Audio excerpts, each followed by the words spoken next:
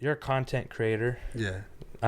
Is that what you would consider yourself? Like, if someone asked you like what you did, what would you tell them? I would say a content creator. I think that sums it up. Yeah. Because I create content for YouTube. You know, I have a live music review show that I do, and I'm also an artist. I'm dabbling into a little bit of production right now. So I'm kind of content creator kind of sums up who I am and what I do. Okay. Yeah. So your main show, which I've tuned in a handful of times, is called Slap or Crap. Yeah. Yeah. So where did that whole idea come from? So Slap or Crap, man. I was on the internet, you know what I mean, browsing the internet, getting lost in a rabbit hole like we do, you know what I mean, and so I'm submitting my music to these shows, and they're just people on their cell phones listening to music, and I'm like, yo, I could do that too. Like I'm with that. So, but I wanted to take the idea and I wanted to make more of it, and I wanted to make it more because I love the interaction part of it. That's what caught me. You know what I mean? Yeah. So I wanted to take that idea and make more out of it, and so I just was doing my research and started like doing a little bit of research and development, I guess you could say, and taking some of their ideas and mixing it with my own and kind of just coming up with it. And the actual name, Slap or Crap, my buddy Paul Harper, who's incarcerated right now, wrongfully I should say. I just want to let that be known. He actually came up with the name for me because I was on the phone with him and I was like, I'm trying to think of a name for this show, and he's like, what about Slap or Crap? I'm like, perfect. You know what I mean? Let's do it. Yeah. So a lot of times it takes that outside inspiration to let you figure out the things that you missed. You know what I mean? Yeah. Maybe things that you weren't thinking of before. You know what I mean? It takes that outside inspiration to kind of like give you that extra push. You know what I mean? Yeah. So when did you start that? Like, how long has it been since you started? I've been doing Slap or Crap, I want to say, since 2000, the beginning of 2019. Okay. Yeah. So we're on season 4 right now, and I try to do another season like every 6 months or so. Kind of change up the background, change up different things to kind of keep people engaged. You know what I mean? And let it not be the same thing over and over. Have them tune into something different. So. Right. So for people who may not like know exactly what Slap or Crap is, basically, it's a live show. It's almost kind of like a radio show. Right. Like the way you have it set up, it's pretty dope with like the soundboard, like all that. Yeah. And then people tune in, and then so you just have people. You do it once a week, or I was doing it once a week. Now I'm doing it twice a week. Okay.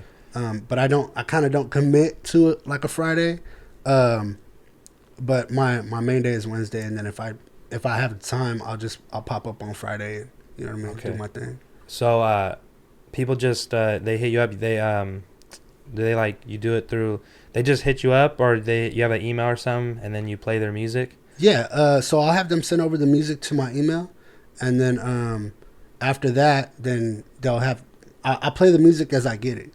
So if you're the first one to pop up, I'll play the songs that we didn't play the week before or the show before, and then I'll head into the music that we received for that night. You know what I mean?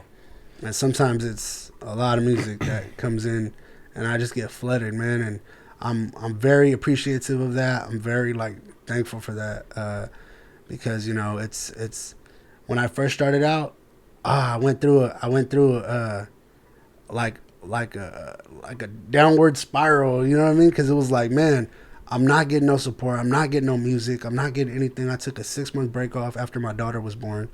I took 6 months and I wasn't doing it. And then my girl, she actually told me, she was like, yo, you got to get back with that. Like, people were digging that shit. Like, you have to put more energy into that. So I was like, all right. So I did it, and then I started getting the music. I started getting more music. I started getting more feedback, and ever since then, it's just been rolling and snowballing. You know what I mean? And I'm in talks right now with Latin Beast TV. I don't know if you've ever heard of them. Yeah. But we're in talks right now take the show ID and do something with them on their channel. So it's just been snowballing into something bigger. You know what I mean? Dope, man. Yeah. So when you took that 6 months off, did you have people hitting you up, like asking you where, like, Yeah. how come you're not doing it? Yeah, I did. A lot of people were hitting me up on Facebook, and they were like, "Yo, we missed the show. When are you coming back?" And I'm like, "Yo, I'm taking some family time off." You know what I mean? But I will be back. Don't trip. Like I'm coming back, and you know, finally I ended up coming back, and like I said, man, it's just been good things from then on. You know? It's funny how before you felt like maybe no one was really, you know, rocking with you like that, and then when you take that hiatus, you have people hitting you up, and you might not even realize like they were tuning in, or you know, they liked it. So but I feel like as a content creator, that's probably one of the hardest things, to keep yourself motivated. And there are times where you feel like you're going backwards, or this isn't going anywhere, you know, when it probably is. And even if it's not necessarily going at the pace you want it to, it's not going backwards if you know, you're keep pushing it out. You know? So that's a hard thing to keep, you know, especially getting started, to just keep going. Yeah, it's all about that. It's all about that drive. You know what I mean? I see your sign that you have up here. It says laziness fuels more laziness, and activity fuels more activity. That's like dead on. You know, what happens? You know what I mean? It's like we take a slump off, and then we're like, yo, I don't want to do it. You know what I mean? And then it just, as soon as you plant that thought into your head, it just becomes you. You know what I mean? It's like, nah, I don't want to do it. I'm good. And then once we get back at it, we're like, okay, now I'm back in the groove of things again. I feel comfortable.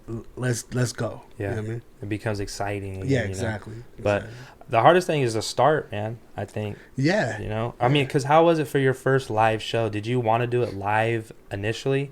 That was like your whole idea? So, like, when you had it all set up and you were like, all right, I'm going to go live right now, like, how did that feel?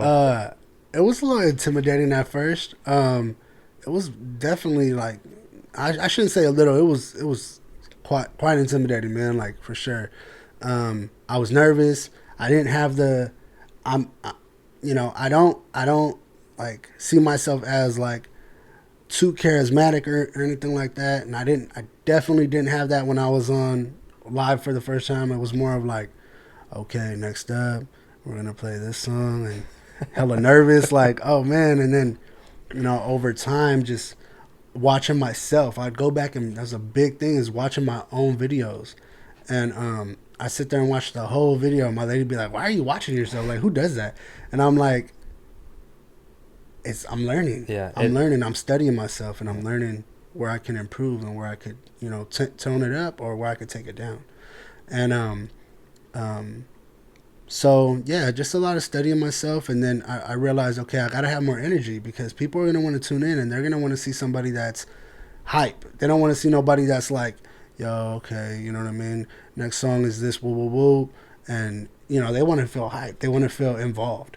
So when I came back after the 6 months, I had a whole different aura about me. You know what I mean? So I think that's where people, and I started getting comments on that too. Like, people really were like, yo, this host's energy is on point. Like, you know what I mean? Like, fuck all these other shows. Like, we want to tune into Slapper Crap just for you. And I was like, yo, that's dope. That's dope. Yeah, you know what I mean? Most definitely. That's definitely a compliment. So yeah, that's a big deal. I hate going back and listening to myself, but because it feels like really cringe, and like I'm my biggest critic. So then I feel like, man, I hate this entire podcast. But then you put it out, and like people really like it. So, but it is like, you know, if you played football and you watch film from the week before, you got to watch that. You got to learn from it. You got to, you know, try to grow. And that's honestly probably where you get a lot of your progression, is from going back and watching how you do things, and figuring out like what to do better. Yeah, because you think about it, man, all the major, you know, the major sports, basketball, boxing, football, they all go back and study themselves, and like, especially a boxer, because they're so technical. And well, I should say every sport is pretty technical, but I feel like a boxer is more, because, you know, they have a lot more at risk. You know what I mean? It's more of a chess game with that. You know. So they're watching themselves, studying themselves, like, yo, I need to drop here, I need to pick up here, I need to do this, do that. And that's kind of like, you know, us being content creators. That's what we should, the message that we should be pushing. You know what I mean? Is like, yo, study yourself.